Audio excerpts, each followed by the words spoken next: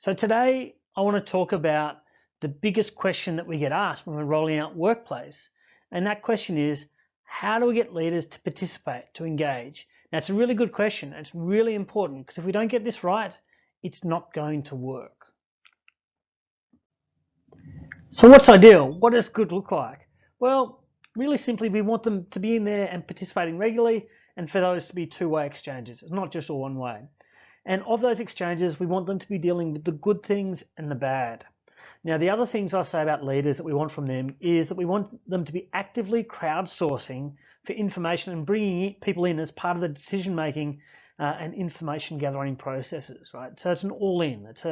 They're an active member of the community that's helping to facilitate and generate the conversations that matter to the organisation. That's really it. So essentially what we're asking them to do is to engage, to harvest and to direct the intelligence and the actions of the people within the community. So what's the impact to the community if leaders aren't engaged? Well, essentially what happens is our conversations become these listless, meandering beasts that have virtually no direction and deliver very little value. Often we see that the communities then become dominated by like a small number of voices, and quite often it's not the people that we really want to hear from.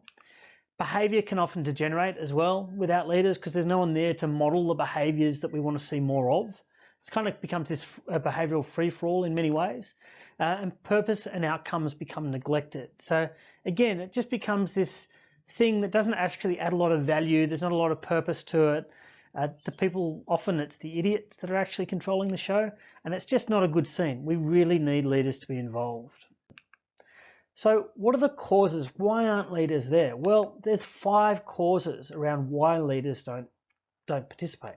And they either don't understand the technology, so they're not social users. They don't understand its importance or the value that it can offer.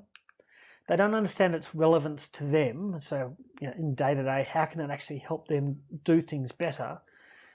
Quite often too, they'll find it threatening. So you'll hear me talk in Trust about how people fear the same, have the same fear of public speaking as they do of posting in the community.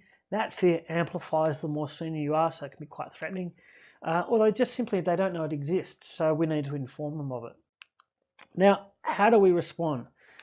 Responding is pretty straightforward. We need to engage and educate our leaders, right? We need them to understand its value, and we need to be prepared to mentor over time. So where do you start? Well, we really need to just develop a program that targets the leaders and gets them involved. Now, to do that, we need to understand what's holding them back, and then build the materials that actually target those reasons and go and engage them around those reasons. A couple of tips on getting started and getting stuck into it. Look, target the friendliest leaders first, right? What we want out of that, there's a couple of things that we want out of those leaders. The first is we want to understand why they're not using it, but we also want to get a commitment from them to actually start to use the platform. Because once we've got one leader using the platform, we can showcase them to the other leaders, and it makes it a little bit safer. Now, the other thing too is we want to start, as we're developing our materials, we always prioritize the use of stories above facts and figures.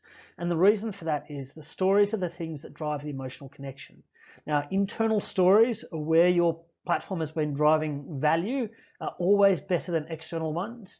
But if you don't have any internal ones, just use whatever is available. Also, link the use of social to something that they care about, right? Usually for senior leaders, it's revenue, profit, or legacy. And you can actually, in certain cases, swap out the word legacy for ego. But it needs to be something they care about. Now, if you're wondering what it is that leaders care about, if you understand how their revenue structures and their incentive structures are based, you can usually find something that there's a hot topic that they want to see progress. That's a great starting point.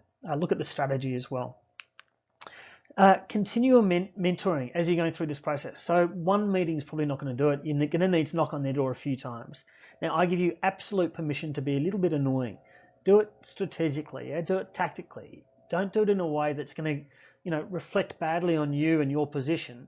Do it in a way that is friendly, constructive, and actually adds value to their process. If you do that, you'll be fine. Also too, we've got some advanced materials on how to engage leaders. This one in particular, this whole thing about engaging leaders is actually a bit of an art form. And there's quite a lot to it. Like, how do you actually figure out what they care about? How do you then build strategies that drive the outcomes that they care most about? That's a real art form. And we go about that. We go into that in detail in our advanced materials. So thank you for joining us today. If you'd like to find out more, please come to biddleaccelerator.com.